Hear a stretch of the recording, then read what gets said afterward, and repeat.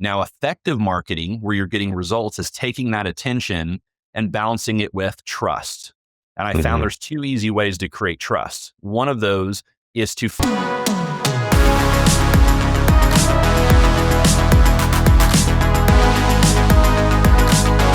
What's up, everyone, and welcome to the Local Marketing Lab, where you get real-world insights from industry pros to help you drive local revenue and local growth. This podcast is brought to you by Evocalize, digital marketing tools powered by local data that automatically work where and when your locations need it most. Learn more at evocalize.com. Well, what's up, and welcome to the Local Marketing Lab. Joining us in the lab today is a guest with nearly 25 years of experience in the mortgage industry, working with brands like Wells Fargo, Mason McDuffie, Thrive, and many others. He plays guitar, is a lifelong Arkansas Razorbacks fan, and the host of the Mortgage Marketing Expert Podcast, founder of M1 Academy and Bentonville Brewing Company. Phil Treadwell, thanks for joining us in the lab, my friend. That's a cool intro. Thank you so much for having me. I'm excited to be here. Of course. Yeah. I love your background because we serve multiple industries. So initially when I thought to bring you on, I was like, oh, this would be great. He could talk to LOs in the mortgage space and maybe, some insights for maybe the real estate space. But we also target restaurants. So it's really cool that you have insights around restaurant marketing your own business, as well as, with all the coaching and stuff that you do in the mortgage space for LOs. So super excited to get your input. I didn't provide you a bio there, so you must have done a deep dive on my LinkedIn or something. I did that stuff. Yeah, years ago, you talked about working for Wells Fargo in 2006 to 2008. I owned a little mortgage company, a little broker shop, and if you remember that time period, that wasn't the greatest time to own a financial company with kind of financial Armageddon looming, if you will. Yeah. And Wells Fargo was kind of doing recruit by acquisition. They were by far the largest the largest mortgage company in the country at the time. I think one of every 3 loans went through one of their divisions. And so I ended up selling my company to them, which is a fancy way of saying they wrote a big enough check for me to close my doors and take my company, to go work for them.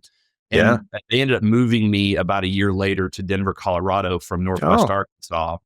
And I stayed there about a year before I moved back. And coming back from kind of craft beer mecca to the county that I was in Bentonville, Arkansas, was a dry county. You could only drink at like private clubs, which is essentially you signed the book when you went into restaurants, chain restaurants, whatever. And I knew it was going wet, and I really wanted to kind of contribute to that craft beer culture. And so founded a craft beer brewery and took on some partners. And then when I moved to the Texas area, I sold to my partners, and they've continued to run with it and made it one of the largest breweries in the state.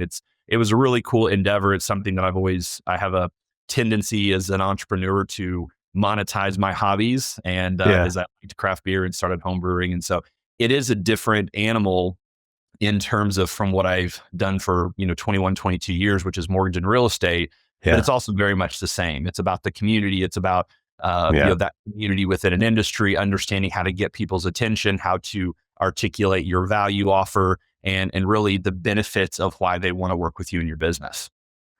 Yeah, that's a cool story. Yeah, we did. I'm in a town called Denver, North Carolina, but I lived in Denver, Colorado for 16 years. And like you said, that's a huge part of the culture up there. It's so fun that you're able to bring that with you to Arkansas. And so I was looking on the website. It's fantastic. The marketing on there, the branding, like everything, it tells a story. A lot of folks, when they think of marketing for themselves, they kind of forget the storytelling aspect. And if you think about how people learn and how people connect with one another, it's like, if you think about a time when you're sitting with a friend at a dinner table or you go out to eat or whatever, it's like, how do you communicate? You tell stories, this happened to me the other day, or this happened. And that's how we forge bonds with one another as human beings. And so the storytelling piece often gets missed in marketing because people think they just want to sell a business or product. It does. And what I teach in terms of marketing for really any type of business, you have to understand what marketing is, because marketing and sales are different and they tend to get lumped together. And I simplify it as marketing is simply getting someone's attention. And there's a hard stop. See, sales comes later when you've built rapport, when you've created a relationship, then you have an opportunity to offer them something, a solution to a problem. And at that point, there's a call to action that turns it into sales. But Mm-hmm. marketing is simply getting people's attention. Now, effective marketing, where you're getting results, is taking that attention and balancing it with trust. And I found Mm-hmm. there's two easy ways to create trust. One of those is to find things in common with people. Now, Mm-hmm. the way you do that from a marketing perspective is, to your point, is to share stories, to share things about yourself, to share things beyond just your business so that there's something that people can gravitate towards. And we naturally have a connection or an element of trust with people that are like us or that we have things in Mm-hmm. common with. And the second way to create trust is to add value or give them something of value without asking anything in return. So as Mm-hmm. soon as you have a call to action, it turns into sales. But if we're simply trying to get someone's attention, providing them a solution, providing them a resource, something that's informative or something that's entertaining, that's of value to someone. When we're Mm-hmm. sitting in the DMV or a doctor's office waiting room and we open our phone and start scrolling social media, we're Mm-hmm. not hoping that someone gives us a vocabulary lesson or that someone shows us how much great results or sales they had on their business. What they want to see is something informative, entertaining. If you solve the problem of taking Yeah. them out of that environment, giving them something of value, they'll pay you with their time, their attention, their engagement. And I think that that's where it gets muddy. And to your point, stories are the best way to do it. I spend a Mm-hmm. lot of time on helping people create a personal brand or digitizing their reputation, putting who they are Mm-hmm. online. But when someone wants to market an actual business or a company, we Mm-hmm. have to remember that a potential client, a potential customer cannot have a relationship with a company, Correct. but you Yeah. can have relationships with people. So the best way for companies to market and to get Mm-hmm. people's attention and try to create relationship is to tell stories about their clients, to tell stories about their team, and to share things that are relevant and relatable to people. Yeah, those stories, like you said, they build trust. They have what we call social proof in the marketing That's world. right. You get that through like testimonials or case studies, stuff like that. Another way you can build trust though with the folks that you're marketing to is highlight their stories. Right. Share what they're doing in the community, because so many people out there everyone has their own story, right? Right. And how many people actually have the means by which to tell it, have an audience to tell that story. And if you think about the value that you could bring to someone, especially if they have a business, like if it's a local business or whatever it may be, and you're telling their story, now you're giving them free marketing. And it kind of puts them in a position almost where not only you've built trust with them, but they almost feel like they owe you something and they want Right. to do something to help drive business in your direction. That's exactly right. And when you're showcasing someone else's story, I think that's a value to them because it helps build their Yeah. brand. And so it kind of again falls in those two categories of offering that value to someone. But I also think that one of the ways that there's when you talk about this social proof, right? Case studies and testimonials and things like that are that reputation management, reputation building. But I also think social proof is, I tell the story every time I speak, and I spoke to a large group of real estate and mortgage professionals yesterday. Hmm. And one of the things that we forget is 10 or 15 years ago, if I say you need to use Bob or Sue for, whatever the service, again, my business and mortgage and real estate, you need to use them. They say they Yeah. can get it done. They can. They're going to provide a strategy for you. They're going to walk you through the steps. 10, 15 years ago, they just went and used Bob or Sally. Right. Today, when someone makes that same referral, the first thing someone does is they go online. They Yeah. go To look at Google what? Yeah. What do they they go look look for? on social media, right? Yeah. And for if you Google a person, most of those first results are social media profiles. And so I tell people Yeah. if there's nothing for them to see, they question the referral, they question the Yeah. validity of that. And that social proof is important. People need to see who you are, what you do, hear your voice, your cadence. Hmm. And there's a ton of reasons that I could go into it and studies and whatever else. Hmm. But for brevity purposes, that's extremely important. It can't be overlooked in this conversation. Yeah, and when like if I'm a consumer of anything, if someone makes a recommendation, I do exactly that. I go look them up online. But That's one exactly one of the things that I'm looking for are the reviews because that's more social proof. It tells of other people's experiences and it helps them share their story of how they've worked with XYZ or they've tried XYZ company or lender or agent, whatever it might be. And, if you think about like from a Google perspective, the importance of that stuff is so high that whenever you Google someone and look at a location, it's like, what are the things that they give you?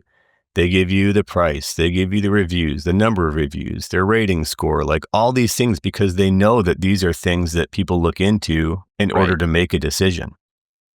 That's exactly right. And we, as consumers, as we just live our lives outside of business, when someone refers us a product or a service provider or a restaurant or a movie, the first thing that we Hmm. do is go look it up online. And when we Right. get into business, we forget that our potential clients, our potential customers are doing the same thing. They're looking us up online. And that Hmm. social proof, that reputation management is extremely important. I have people that will reach out for in-person speaking events or potential coaching, and one of the things they say is, "Hey, I kind of did a deep dive online. Well, I've Hmm. done better than most over the last 5, 6, 7, 8 years of creating content and putting things out there for people to see. Hmm. So when they Google me or they go on social media, there's something that is potentially relatable." And not to go off on too much of a tangent, but for the average person or average business owner, salesperson, marketer, whatever, you have to start somewhere. I Hmm. had an event recently where a guy came up to me afterwards and said, "Hey, I've put out some videos. One of them only got less than 100 views, and I think I'm going to delete it. Is that what I should do?" And I was like, "Absolutely not." Hmm. Because when you go to this social proof example we're talking about, if someone refers you and they go look at your profile, you don't know that what you said in that video wasn't exactly what someone needed to hear or Right. exactly what was going to make the decision to do that. So it's about abundance of Yeah. attention and staying top of mind with people more so than creating a perfect piece of content that's going to go viral. Now, Yeah. we need to get the reps in. We need to continue to improve our process and improve how we're doing it so that we can potentially reach more people. But Hmm. this isn't, if you think about the evolution of social media from, the MySpace, Friendster, Facebook days, and even into to early Twitter days, it was about who you follow and who follows you. That was the only Yeah. content you were seeing. Where Yeah. then as we've evolved into Instagram, Snapchat, and now the TikTokification of social media, it's now not based upon who you follow and who follows you. It's based upon what you like and the interest Hmm. that you follow. And these algorithms want to keep you on the platform. So they're going to show things that they think you want to see and are relevant.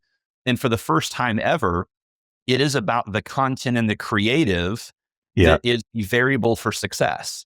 And Yeah. so we have to remember, if you're wanting to reach a potential client, the 3-step marketing formula that I walk through with people, very simple. The first is very clearly identifying who's your target market, who Hmm. is your audience that you're trying to reach. The second is, what value do you provide? What are the problems that you can potentially solve for them? And then third is, where's the most effective place? What's the right medium to provide that value and that solution to that audience? And so, Hmm. from a social media perspective, if you've clearly defined that avatar, this audience that you're trying to reach, and you realize where they're at in life, what their interests are, and you make content that's valuable to them, that's interesting to them, that's potentially helping them, you Hmm. can then say, where do they spend their time? Is that in person? Is that on social media? What's the right social media platform? And it Hmm. doesn't have to be about if they follow you, because you can put out content for this potential group of people. And now the algorithms will show them that content, one, if it's good, and two, if it's Yeah. relevant to them. 100%. Yeah, it is interesting. Like you said, this is like the first time ever where content kind of leads, as opposed to your network and your connections leading to get exposure. I've heard multiple or case studies of folks who have started a social media channel, like a YouTube channel or whatever, and their first video goes viral. Mhm. And the reason why that happens is because they have their finger on the pulse of what's resonating with folks that they want to go after. And you can find content, you can find content that is going viral, and you create something similar. That's why you see a lot of folks doing kind of the same type of content. And the algorithms will actually serve that up to the audiences because they know they've positively engaged with the 20 other pieces that are very similar. Yes, I couldn't agree more.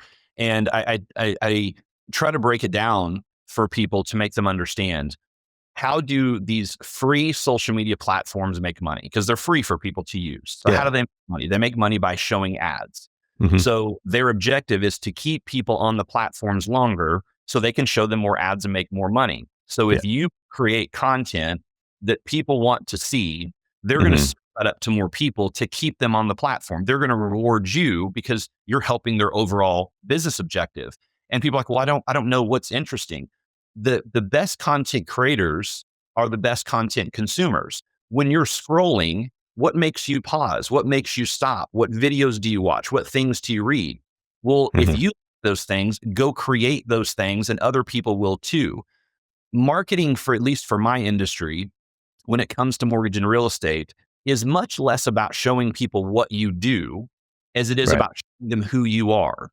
And I kind of alluded to a study in Nashville, Tennessee. There's a couple, Rory and AJ Vaden, who have the Brand Builders Group, and they've helped build brands for people like Ed Milet, Lewis Howes, the School of Greatness podcast, the author John Gordon, and they commissioned a study of PhDs that went out and really studied marketing and branding and this attention with consumers.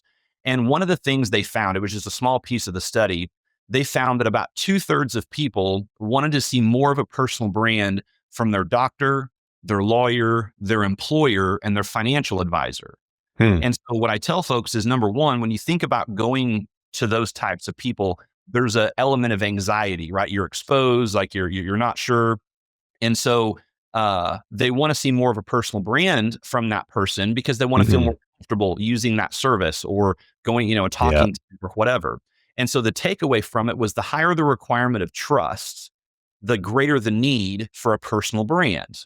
Hmm. And so I tell people, if you're putting out content and you're sharing things and you're marketing yourself in a way that's going to help you make connections, to find things in common, to entertain or inform them, they'll go to your profile, they'll look at what you do and say, oh, okay, they're in this industry, they're in mortgage and real estate, or this is the type of business they had. And they may be curious on their own, as opposed to us trying to shove down their throat what we do, which again doesn't fall into those categories of creating trust. They probably don't have that in common, and we're not giving them value. We're just promoting our business. So social Hmm. media needs to be about being social and not just an advertising platform. That's where I think Yeah. people miss. But it's not that you can't put that content out, but that can't be the only type of content that you put out. Yeah. 100%. And it's equally as important to not only create your own content, put out there, but also engage with other people's content. Exactly. Because if you don't think about it as just like, don't be a me monster and just want to put out your own stuff and that's all you do on social, like go to different businesses, engage with them, share, repost what they're doing, retell their stories, amplify what they do. It's incredible. I've seen personally, like, and so for everyone listening, I work for a tech company called Evocalize. We target different industries and we go into different industries. If we're able to engage with a lot of other folks who I know are well known and who have big audiences that we want to tap into, that's the fastest way for us to get our name out there. And it's the same way if you're a local business, just engage with others locally who have, a following, and Yes. you'll start getting more and more followers and people coming your direction. Yes. If it's again, this is stuff that I love talking about and very passionate about and talk about often. If you want to do more deals, if you want to make more sales, then you need Hmm. more potential leads, more prospects. The way you create leads and prospects is through conversations with people. Right. And in my opinion, one of the easiest ways for you to have more conversations with people is to engage in other people's content. If Yeah. people would take time and comment on other people's posts, reply to their stories, which go to those DMs, those are ways that you can not only stay top of mind and create attention, but it's going to Hmm. lead to conversations. And as we said, that leads to leads, potential prospects, and then sales and closed deals. And Yeah. if someone just sat for a certain period of time a day and in a non-salesy, non-spammy way, engage Right. socially in social media, commenting and posting, their business is going to grow. And they're like, but Yeah. I don't understand that. It seems like a waste of time. Well, first of all, people put content out to get people to engage with it, to get Hmm. comments, likes. So if you comment on someone's post and they don't know who you are, the first thing that they're going to, or don't know you very well, the first thing they're going Yeah. to do is go look at your profile. And they're like, well, how do you know that? Well, if someone comments on your post and you don't know them very well or don't know them at all, what's the first thing that you do? And that's marketing, because now you're Yeah. getting their attention. Yeah. It's a hook. They don't even realize they're getting hooked in, but they're getting hooked That's in. right. I've got a good friend named Monty Silva. He's a restaurant coach, and he said for 6 months, he wanted to just stop promoting his business and just promote others, amplify their stories, share what they're doing, engage with them. And he doubled his business in 6 months by not marketing his own business because he was engaging with other folks. Now, the other piece is if you do have, let's say you're taking that route and you're developing your own content and you find content that, oh man, these pieces really take off, then you can take money and throw that behind it. And you're going to get even more traffic, more leads, more conversations, more exposure. 100%. Yeah. Yeah. These are very simple tactics that anyone can apply to their business. Yeah. Telling stories, showcasing other people, engaging with other people's content, and sharing content yourself that is relevant to the audience you're trying to reach. Yeah, 100%. 100%. If you could give a suggestion for somebody to do one thing, because I know a lot of times this is really overwhelming for folks that don't know where to start. They think, oh, I've got to create a huge plan. And many times I just say, just start something. Where would you suggest they start to start getting some traction on their local marketing?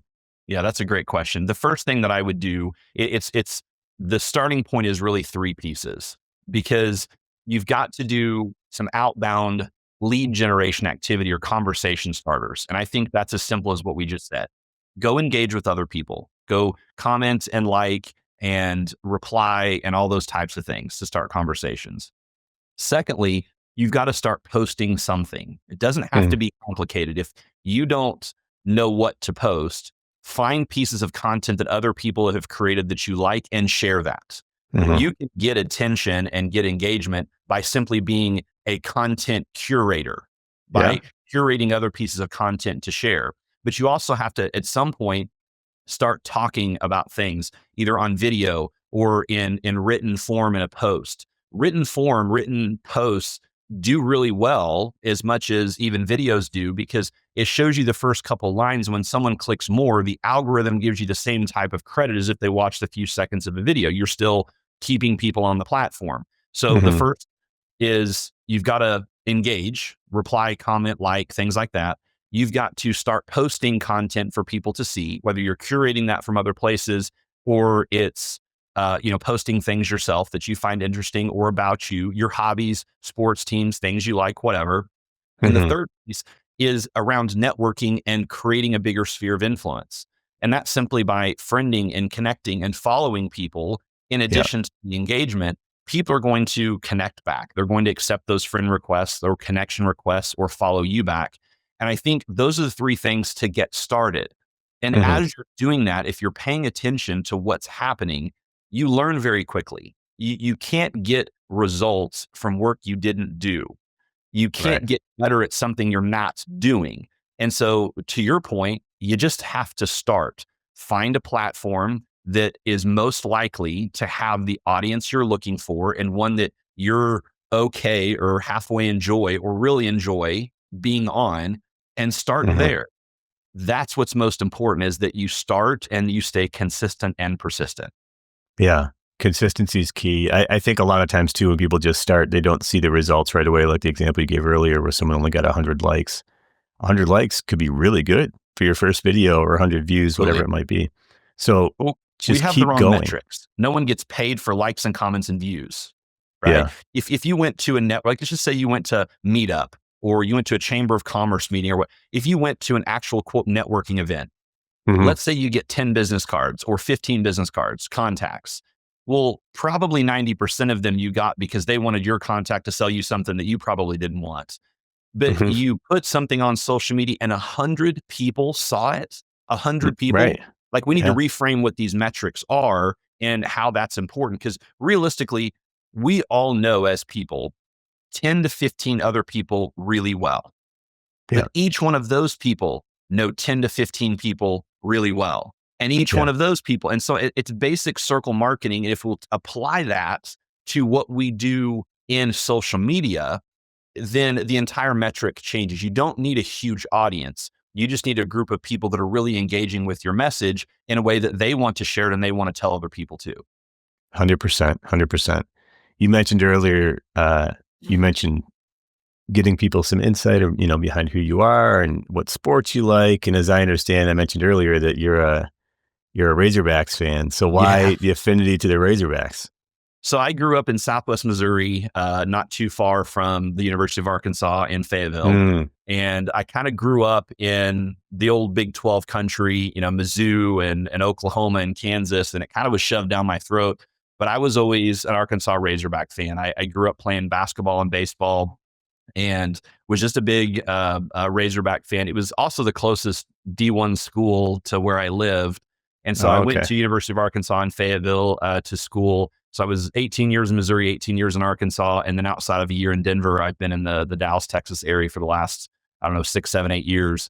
And it's been tough to be a Razorback fan for the last 30 Yeah. plus years. I can say that. And whenever I kind of tell my story, whenever I'm speaking, one of the first times I was doing cold calls to realtors as a mortgage professional, a lady stopped me and said, "Hey, is that your black Jeep out there?" And I had a black Hmm. Jeep Grand Cherokee that smoked, it like burnt oil. So I was afraid, okay, I've parked in someone's spot or it's on fire. This was like Right. the first time I'd ever really had a conversation with a realtor in like a week, 2 weeks as I'm walking around doing this. And I said, Uh, "Yeah." She said, "With the Razorback on the back of it?" And I was like, "Yeah." Well, the funny thing is I was in Missouri at the time. And when I speak at audiences, be living in Texas, I tell that story a lot. And I get a lot of crickets. Not a lot of people are there to support me, like, "Yeah, go yeah. Hogs."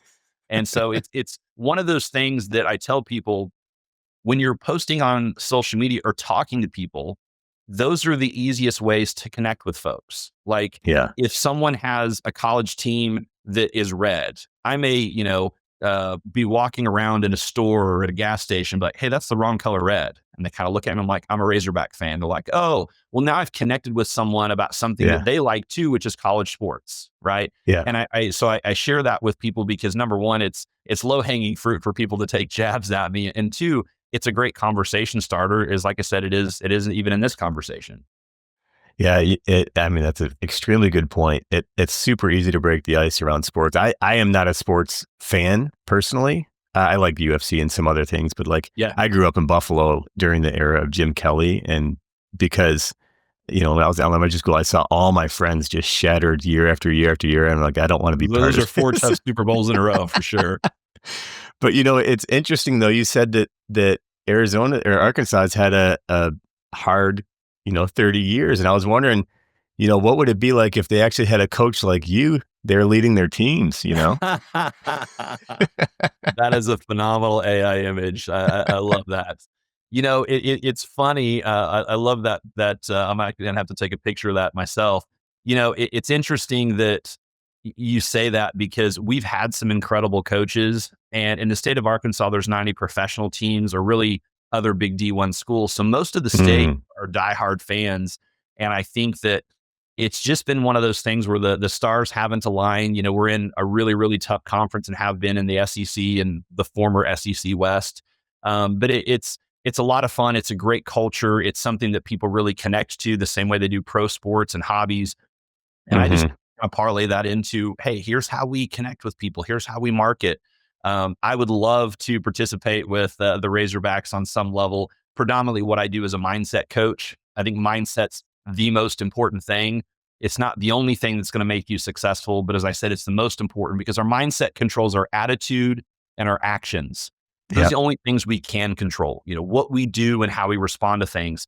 yeah, 80% of what I coach on, what I teach on, I speak on is tactical, but you got to hmm, filter through that mindset foundation. And as you said with the Razorbacks, I think that they do a lot of things right. I think they have a lot of great personnel and coaches. They've got the right, community and audience and fans. But there's a mindset shift that probably needs to happen in a few places for sure. gotcha. I mean, yeah, it makes total sense. It's I love that you say your mindset because your mindset leads, like you said, to action. And also, I always encourage folks to assume positive intent. I think a Mhm. lot of times, like people, they default to negative if something happens and the way that they deal with the situation or whatever. But if you assume positive intent, it's so much easier to communicate with folks positively and to move forward together productively. Um, but moving forward with this pod, we're just about to wrap it up. So, I'd love to give you a chance to let folks know how to follow you on social or how do they get in touch with you? Yeah, I appreciate that opportunity. And I appreciate being here. It's been a fun conversation. I'm pretty easy to find on all the socials. It's just at Phil Treadwell. And my website's philtreadwell.com. There's plenty of places. I answer my own DMs. So if you shoot me a message or connect with me, I'm the one that you'll be talking to. Same way on my website, you can reach out. My passion is around helping professionals, not just in mortgage and real estate, but sales and marketing, entrepreneurs, uh, achieve the level of performance that they're capable of. And Hmm. that's kind of our mission in One Academy, to help people execute and perform at the level they're capable of. A lot of that's mindset, a lot of that's tactics, a lot of that's habits. And so, we've got, group coaching programs, one-on-one coaching programs, workshops, a whole member portal with resources and training. And this definitely isn't a sales pitch, because I tell folks, there's a lot of great coaches out there. There's a lot of great resources out there. The purpose of a coach in any industry isn't to teach you something that you can't figure out on your own. So these gurus, Hmm. like, oh, I've got this secret or this thing that without me, you're not going to be able to do. That's a lie. There's nothing that I'm going to help someone with or teach them that they couldn't eventually learn or figure out on their own. Coaching Hmm. is to speed up that growth curve, to identify blind spots and hold people accountable to what they want to be held accountable to. And we've created a platform that I think is really, really great for that. And at the end of the day, business can be tough at times. And it's sometimes just being Hmm. a part of a community of like-minded individuals, and having that support and that drive and motivation to stay focused and be held accountable is what people need to take them to the next level. 100%. Steel sharpens steel. That's right. Awesome. Well, hey, if for those who are listening, thanks so much for your time today. We really, we value every single one of our listeners. Continue to listen. Our channel's growing pretty rapidly, so it's been pretty cool to see. Phil, thank you so much for joining us in the lab, my friend. It's been a ton of fun. I appreciate you having me. As always, thanks for joining us in the Local Marketing Lab. This podcast is brought to you by Evocalize. To learn how Evocalize can help you grow your business, visit evocalize.com. If you learned something new from today's episode, don't forget to subscribe on your favorite podcast platform and follow us on LinkedIn and Facebook at Evocalize. That's Evocalize. And on X at Evocalize Inc. And remember, keep innovating and trying new things. You never know what's going to connect with your audience until you try. And until next time, thanks for listening.